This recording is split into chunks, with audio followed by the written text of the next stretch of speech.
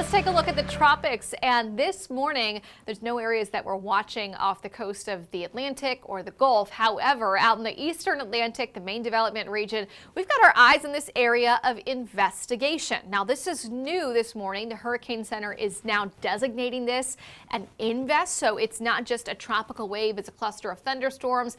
By designating it as an invest, they can now start to plug that into model data, get spaghetti model data out, or plan missions to fly into this system that has the potential to become a tropical depression or named storm. So what are the latest stats on this? Well, this Invest 91L has a 50% chance of becoming a tropical depression or named storm over the next 2 days.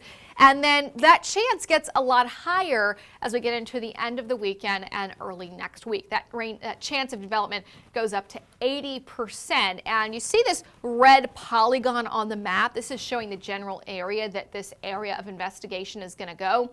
It's moving west, slightly northwest, so not that dissimilar of a track to Erin a couple of weeks ago, where it's being steered westward across the main development region in the Atlantic around the subtropical high and then likely near or north of the Leeward Islands. I do want to zoom in on radar, just a rather satellite image, just so you can see.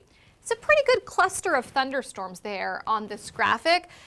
They're pretty tightly clustered. What we're waiting to see is a well-defined low with a warm core and winds up to a certain threshold, 34 miles per hour or greater, for this to be called a tropical depression. So we will likely see that tropical depression forming at some point this weekend, but this is one to watch.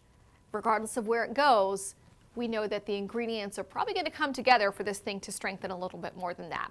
Because it was just called an invest, we don't have a lot of model data in for it yet, but we have now been able to chart that in our spaghetti model plot. So you can see we've got one of the models. We're waiting to see the rest of the models populate in this graphic and show where that invest may ultimately end up going. But this generally shows that general trend west and west-northwest, north of the Leeward Islands. So we're watching to see if this does become that next named storm on the list.